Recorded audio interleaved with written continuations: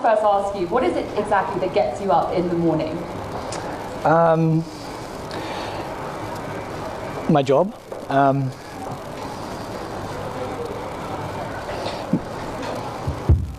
Basically my job. I mean, I've always worked for myself. I had a job for about a week for British Gas and got fired. And I also got fired from Harrods in London.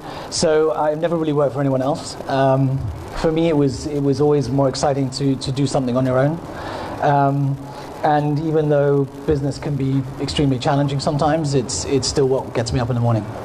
And what was your very first venture? Technically, it was a magazine at university. One moment. Junora, yeah. Just do the max on the speakers. The master of it. Yeah. So we'll turn it up a little bit.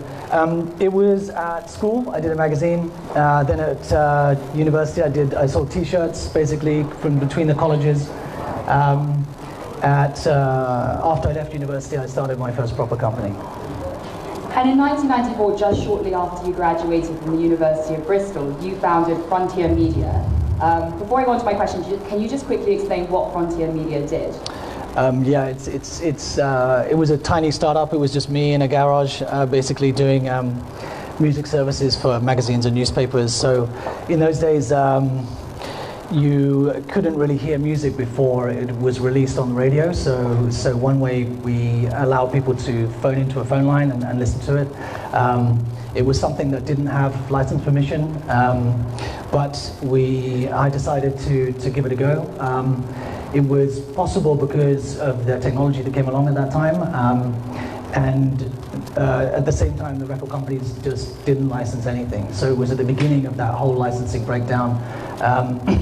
And it was a bit of a nightmare business, basically. It was one of those lessons where if you're dependent on someone else's permission to do a business, it can be a real headache. I spent a good part of 2 years going around trying to get permission from the record companies, being bounced backwards and forwards between the agency and the labels.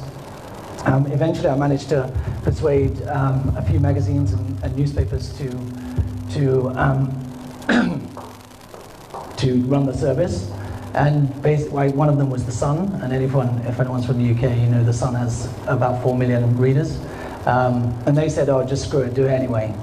So we started to run the service, and the record labels and agencies sort of complained, and we said, look, you know, we want to do this service, we even want to pay you, just give us the license. And they kind of didn't get their shit together. We ran the service and we put the money to the side. And eventually they kind of caught up with me and said, hey, you know, you got to stop. And I remember a conversation that I had with this guy at the PPL in London, which I happened to have recorded with a little recording device. And because he was kind of sketchy, kept changing his opinion and changing his mind. So he said, you've really got to stop. And I said, well, you actually gave me permission about a year ago on a phone call, and he said, no, I didn't. I said, yes, you did. And it was one of those kind of back and forths, and I said, well, actually, I recorded it. Just make him back off, the paperwork came through, and we were able to sort of get legalized, basically, for this service. So it was kind of hairy, but when you've got News International basically running your service, it makes it a lot easier. So one of those moments where you beg for forgiveness rather than ask for permission? Definitely better to ask for forgiveness than ask permission, yeah, definitely. But it wasn't always hard with them. I mean, you did get Britney Spears, didn't you, in some sort of capacity? Well, only that was when we started to make money. We were running we had a service for Smash Hits magazine, and that was gigantic teenage pop magazine in the UK. And you know, the phones just wouldn't stop ringing, people phoning in to listen to the latest Britney Spears record. So that started to make money, but that was after about 3 years of running this company. So it was a pretty hard slog. Now, all of this was happening just a couple of years after French billionaire businessman Xavier Niel. Pretty similar technology. The only difference being instead of music, it was more pre-internet sex lines. Yeah, so if anyone knows Xavier Niel, I think probably with a few other French people know Xavier Niel. He's now a multi-billionaire and a very successful entrepreneur, and he runs a huge co-working space in Paris called Station F. But he actually started his career running porn lines, which were literally the same box that we were running stuff off, just in a slightly more sketchy end of the business. And there were all sorts of gangsters doing this in England, and I kind of didn't really savor it very much. Obviously, it's pretty nasty business, but that's how we got started. And I kind of saw it, I looked at it, and I thought, do I want to do it? And decided not to do it. So then in 1999, you actually took your first steps into the gaming industry with Gameswire.com. This later led to you meeting your later co-founder of Jagex, Andrew Gower, at Cambridge. What was that experience like running Gameswire for 2 years? Hellish. It was 1999, which is probably before some people were born. Race. People were trying to figure out different business models. I decided just to do something, get started, do something in the internet. A relatively easy business to start then, and it's even easier now, is to start a shop. But of course, it's something that's easy to start. It's also easy for everyone else to start. And even at that time, Amazon was coming and was in the UK. And Gameplay.com, for instance, was a big competitor. They raised about 400 million, and they blew it. They blew it over about 18 months, 2 years. We could see them every conference they were at. They had loads of crew and t-shirts and TV crew and all this stuff, and we were just like, they're just going to go bust. And sure enough, they did. They got sold for £1 2 years later. So we were kind of in that game. Obviously, you can only compete if you're discounting. It's kind of murderous to generate. And one way in which I wanted to, we had a small team. We were again in another garage on the same business centre in Fulham in London.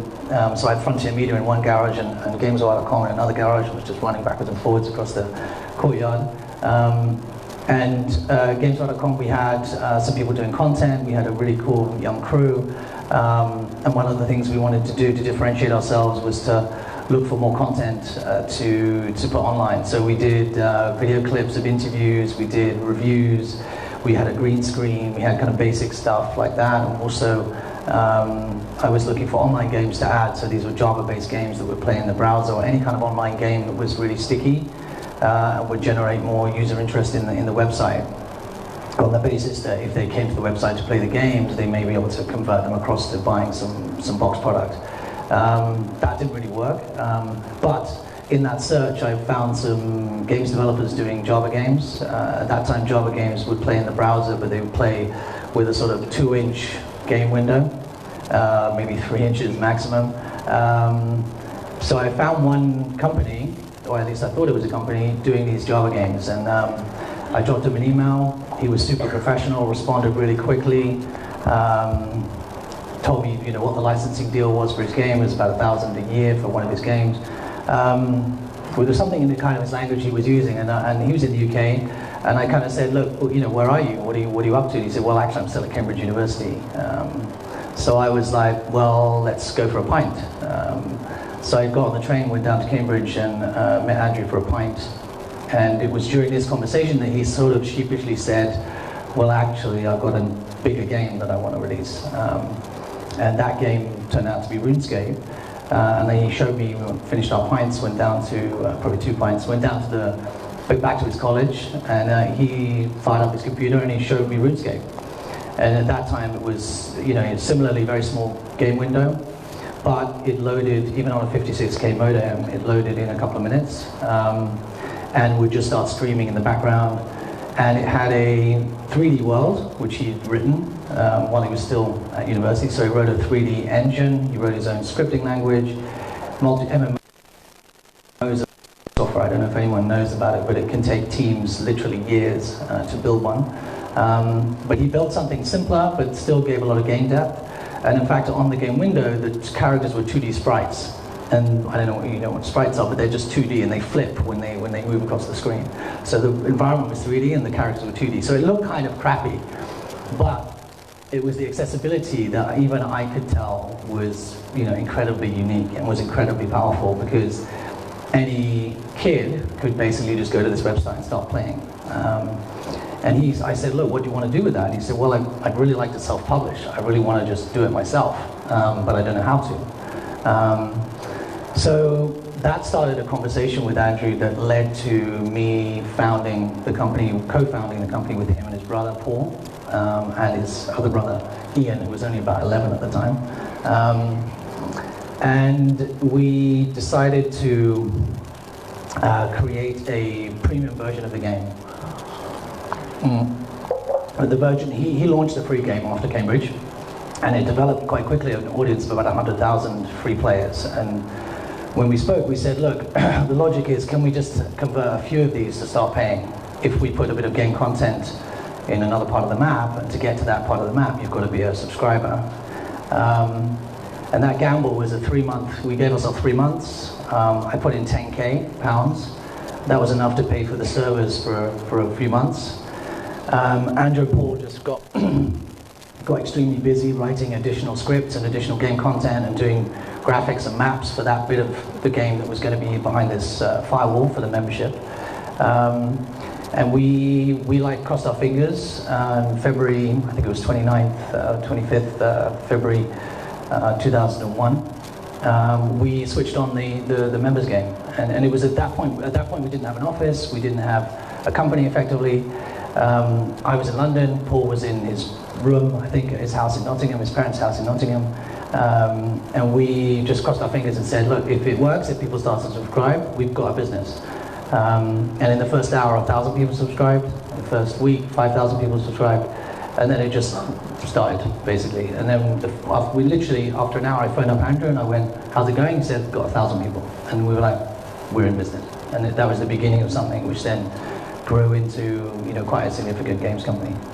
Now, you mentioned that you put £10,000 into the company, but that £10,000 wasn't just some sort of easy offering of yours. It's something you'd squirreled away over the years. Yeah. Hope the tax man's not listening, but I shouldn't have really had it. Basically, it was kind of money that I just put away for a rainy day, just emergency money, basically, which, I had at that point with Gameswire.com. I'd actually racked up quite a lot of debts. There was VAT that I owed to the government. It was a pretty messy situation when you're doing an online retail business. You've got a lot of trade accounts. It's something that I think every entrepreneur faces. You realize that you can't trade your way out of it. And Gameswire.com, I actually ended up liquidating as we were starting Jagex, and it was probably the right thing to do. It was a business that wasn't going to get any better. It already lost a lot of money. All the money from Frontier Media went into Gameswire.com, and at the same time, I just kept this kind of slush fund of 10K to put into it. And it was I asked a couple of friends of mine when I was trying to decide whether to put the money in to Andrew's company. I was two friends. One was like really responsible and said, no, I think you should get a job. Because I was 30 by this time, and I'd been like the poorest amongst all my friends. I'd been the one who never had any money down in the pub and that kind of guy. And I think was pretty stressed. Everyone could see I was actually pretty stressed out at the end of my kind of nervous system. And get a job, pay off a bit of your debts, and get back onto track. And another guy, a friend of mine called Zach, said to me, do you think you should? What are the chances of it working? And I went, I think they're very good because of what Andrew built. And the beautiful thing about software is if you sell it 100 times, you sell it 10,000 times, the costs are fundamentally the same. So did it have a chance of going into profit with just three of us in the company at $5 a month subscription? Yeah, it did. Very good chance, I thought. And Andrew had done all the work. He owned 60% of the company. It was totally well-deserved. He had spent years of his life building this. It was his IP, his genius, and what we did is launch that. And I thought that was going to work. So I did put the 10K in, and I'm very glad I did. I mean, I've got to ask, I'm a massive fan of gaming, big Call of Duty person, hit me up, BB92, and I absolutely have always wondered, what is it actually like to work in the gaming industry? Is it all just playing games and testing out games? I mean, it's a creative business. There's a huge amount of creative energy. It was a 95% male crew. We ended up with 400 programmers in Cambridge. It was fun. It's a lot of fun. We grew a great business. We were profitable from the first month through to all the way through. So it was extremely fun business to run. But at times, Andrew and I would look out across the office, and we'd be like, Jesus, how did that happen? There would be just walls of people.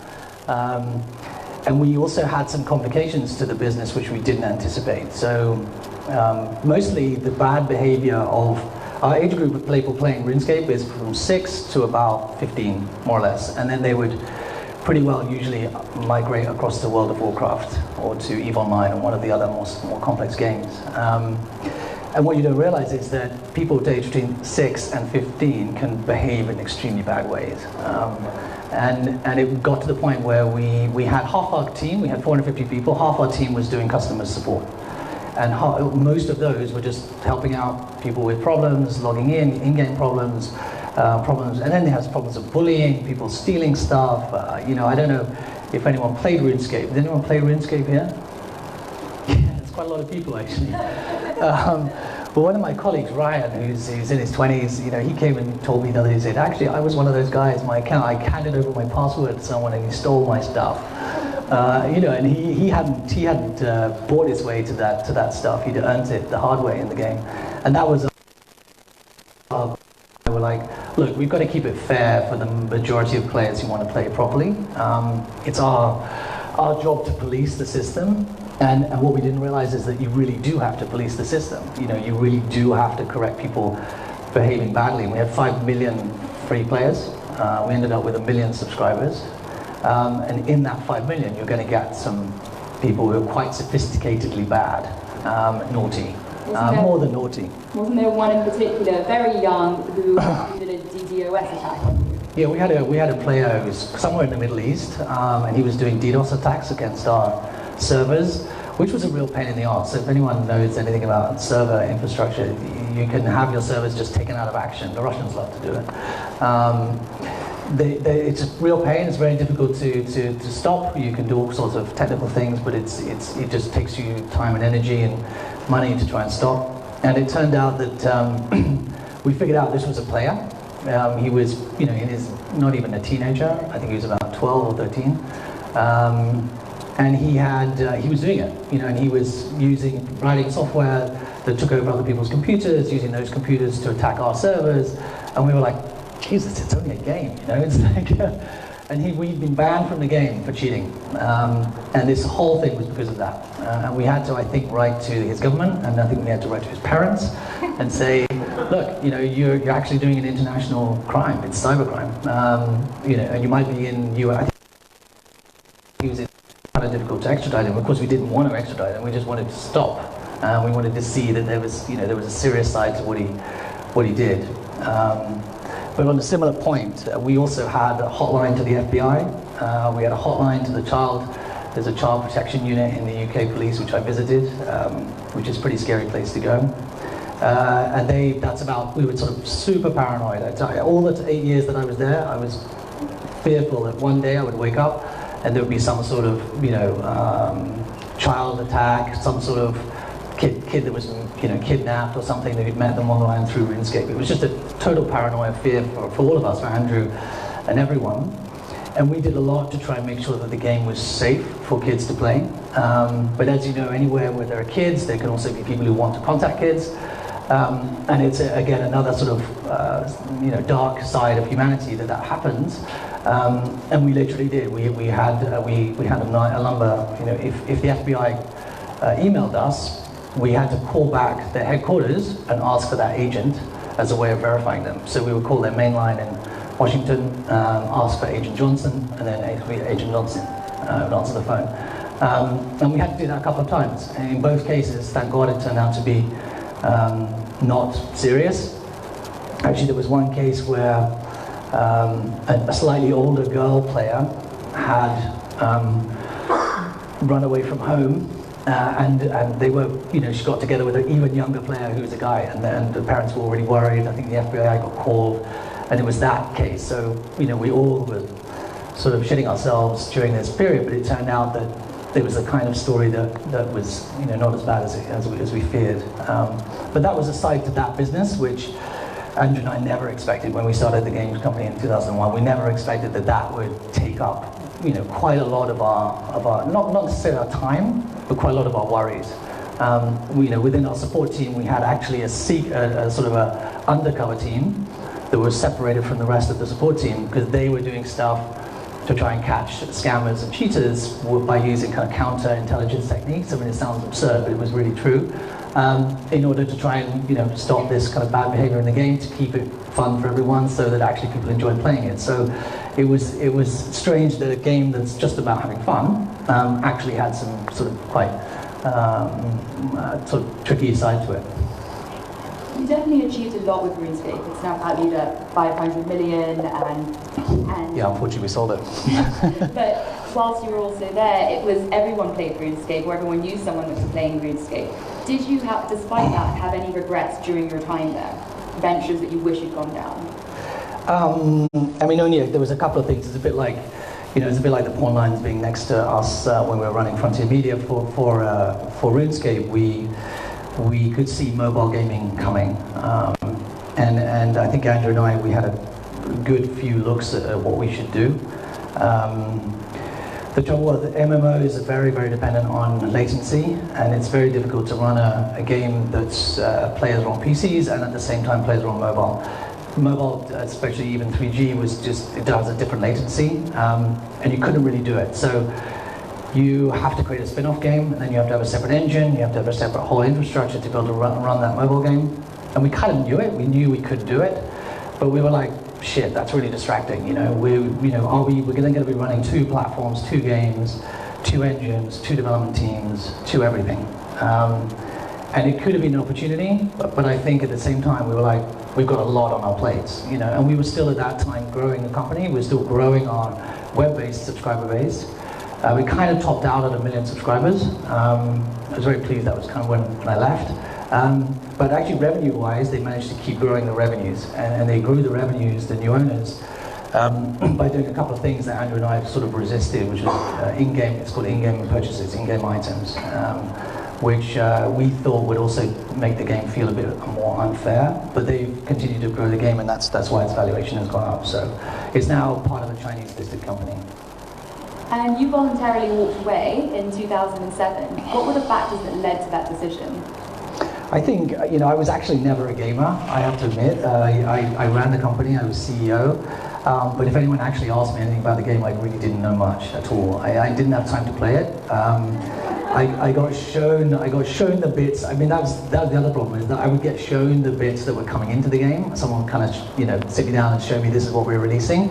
But to get there would take you, years to get there in the game. You just couldn't get there unless you put in so much time and effort. So I kind of, was like, well, I've seen the best bit, I've seen the newest bit, do I really need to play? But actually the way that the company was divided was, I did the business, I ran the company. Andrew was the head of the games and head of all tech, actually, including server architecture. Andrew was effectively my boss because he was the 60% shareholder, but he kind of deferred to me as CEO. So it was a very interesting dynamic. Andrew was an extremely difficult person to work with. If anyone's seen any interviews of Bill Gates when he was younger, Andrew was like that. Very aggressive, bullying people, would trash people, so badly. We quite often would have to go around with a kind of clean-up team, telling people not to be too upset, that Andrew was just like, because he was a genius, basically, and he saw right and wrong very clearly. He didn't have a lot of interpersonal skills, but he kind of knew that. It's actually, a very sweet guy, but one of those guys that, he's a brain box, and he would just be very brutal about the truth. And that was quite hard to take, actually. So, we had a very good relationship. It was extremely robust. I had to be completely on my toes whenever I was in the room with him. I think it actually kind of stretched me massively. We basically had like a 2 to 3 hour meeting once a week. We just rattled through absolutely everything we wanted to tackle. But I had to be fully prepared. I had to have all the backstories, I had to have the evidence, I had to have prices, I had to have comparisons, I had to have reasons to do it before he would decide. If I didn't have that, he would just like, next, come back to me next week. It was just not enough. That was actually a really good discipline to work with, and I really enjoyed it. It was very rigorous. I mean, I kind of felt as though I was learning something every time I was with him. And we did complement each other in terms of like, he would be very logical to the point of boxing himself into a corner. So he would quite often get himself stuck. And he wouldn't really understand that in the real world, things might work in a slightly different way. So that's what slightly I brought to it. He wasn't a natural entrepreneur. He was very commercially orientated. He really understood business, but he wasn't a sort of entrepreneur. So he wasn't necessarily about taking risks or trying something different or any of those types of stuff. He was sort of quite rigid. So there was a very good mix. It was a very good combination, and I really enjoyed it. I think I really valued that time I had in the company. But after 8 or 9 years, it was 450 guys in a room, coding. It wasn't really that exciting. And I think I also realized that as a business, if you turn the servers off, it would just disappear. It's a totally digital business.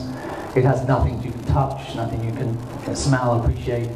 And I think also that slightly got to me, I think, in the end. We had our million subscribers. We kind of achieved the goal that I set myself. It seemed like a good time to move on.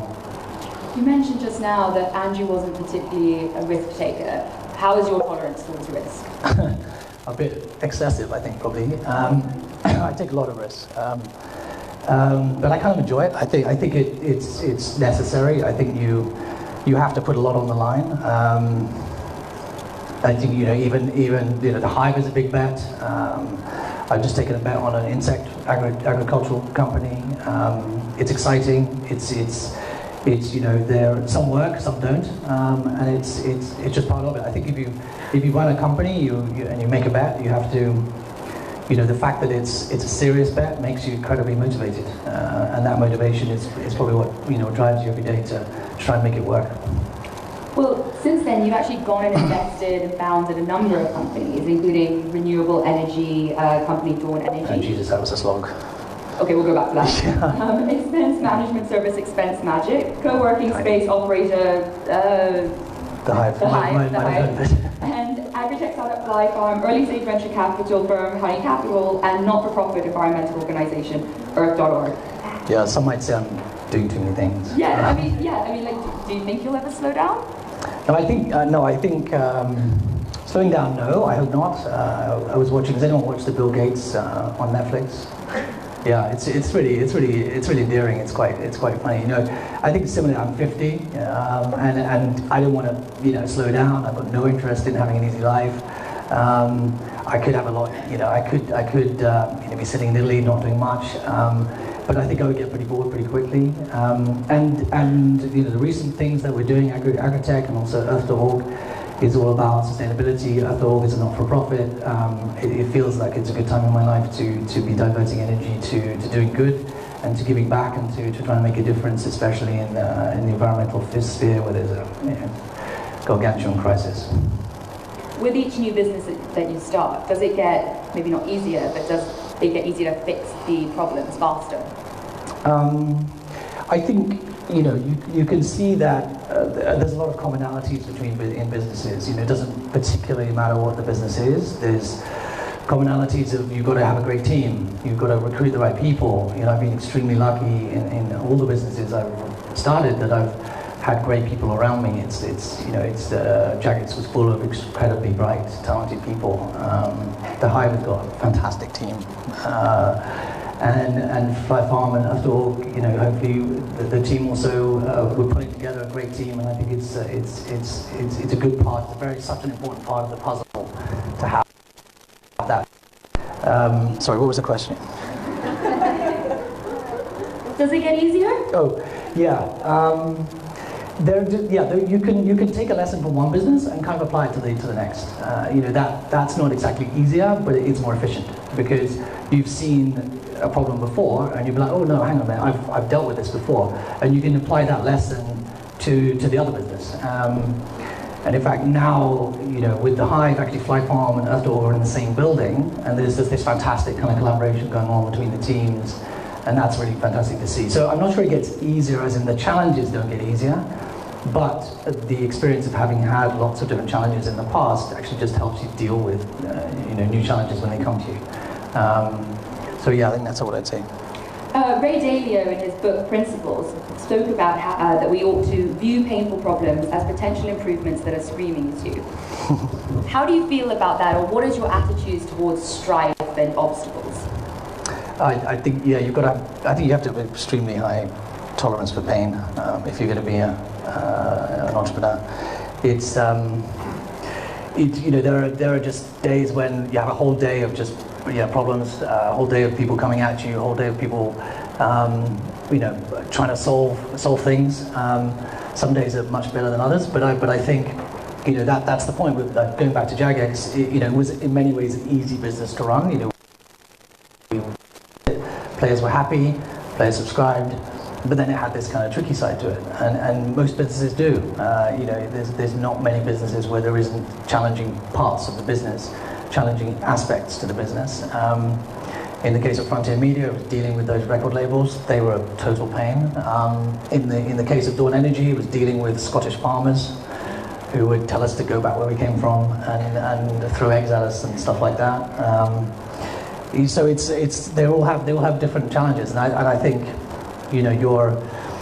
it's not exactly being thick-skinned, but that's just life. I think if you want an easy job, that's what corporate world can give you.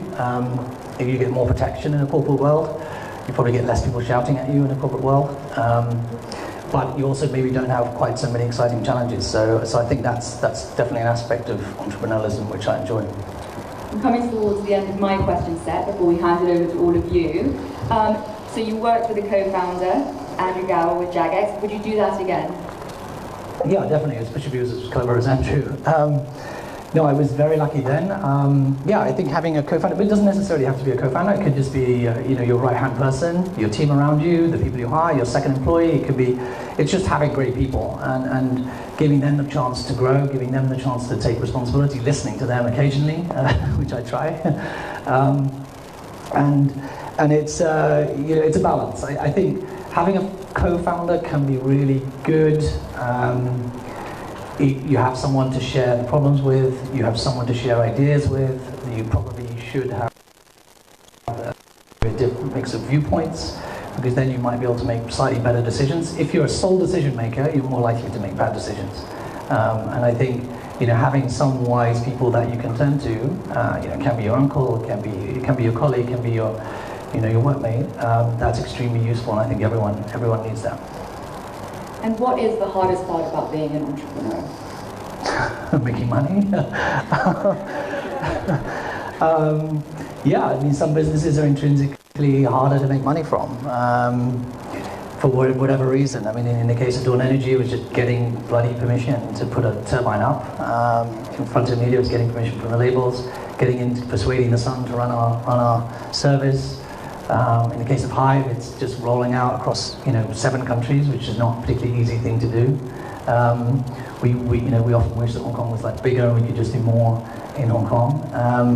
So it's making money. I think software is great. I've done software. I've done renewable energy. I've done another tech business. I've done this business, which is a sort of hospitality business. Fly Farm is an agri-tech business that's actually going to have quite similar characteristics to the Hive in terms of the rollout. And Earth to Org is never going to make money. So I think it's the mix. Right? I think when you're an entrepreneur, you have to learn to be a jack of all trades.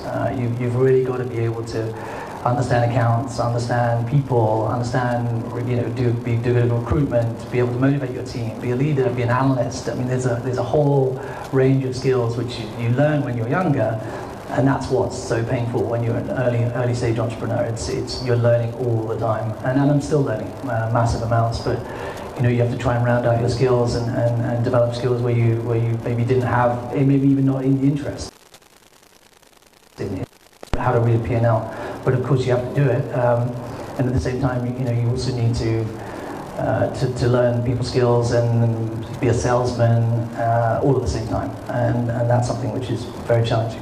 But it must take some sort of an emotional toll. Do you have any tips for people as to how to better manage their stresses or anxieties, maybe leaving work at home? Leaving work at work. Not really.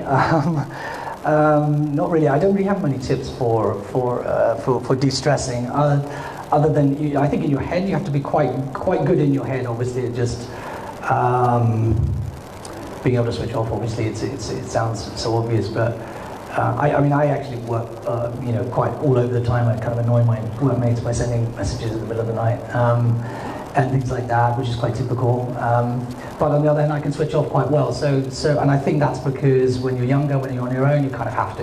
You just have to learn to devise a way to, the difficulty and the challenges of what you've got to do at work and having fun. And it's just getting yourself used to that. I think it's quite difficult if you come from a a traditional work background, because you've never had to learn that switch in your head. And I think then that makes it harder to separate it, but it's definitely a good thing. And you need to make sure you have a lot of fun, and having fun with the team, having fun in your life, being able to blow out occasionally is actually a healthy thing to do. And finally, what's next on the agenda for you? Any mountains you want to climb? Yeah, plenty. I mean, plenty. We're for the Hive, we're looking to. We just opened in Melbourne. That took a while. There's a whole story in that. We opened in Tokyo, which is amazing. We're looking to expand in Tokyo and in Australia, either ends of the Asian Pacific ring. So that's going to be a lot of fun. And then with the investments in Fly Farm, we just closed a friends and family round. We're going to start a pilot in Brisbane, Australia, and that's going to be hugely exciting in the next 6 months. So that's a company that's at the very beginning of a brand new industry. I mean, basically insect farming of this type, it was illegal or kind of not allowed until about 2 years ago. That's feeding insects to animals. So feeding insects to animal feed. So because it was illegal, it's now been regulated and you're allowed to do it. So it's a greenfield industry. It's completely fresh ground. So it's a hugely exciting time for that company to get going. And every door we knock on, the door opens. Even if it's a huge company in Australia, we ask for a meeting, we get a meeting. And that's because it's a brand new industry. That's very exciting. And I think for Earth.org, we're also at a very, very beginning stages. We're just putting together a team. Dina's just joined us from Johannesburg as editor. We're just putting together a data science team. And that is like a startup. We have no money. We have a bit of a plan, but we're figuring out the plan as we go along. But we have huge ambitions for Earth.org. So I'd say that was probably the biggest mountain we're facing, and it's going to be a lot of fun. Well, thank you so much for the first part, Constance. I'm going to hand it over to all of you guys now. You might have noticed there's some Q&A cards on your chairs. If you have any questions, insights, or just curious questions about his experiences, please jot them down and hand them over to any of these ladies running up for me. And we're going to take a 5 to 10 minute break for you to replenish your drinks and whatever else. Okay, Thank you so much. Thank you.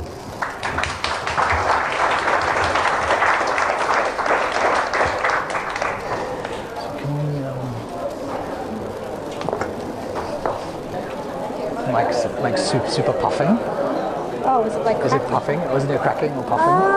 Actually, it's alright actually. Is it alright? And I'm I could hear it. What's up, wigging my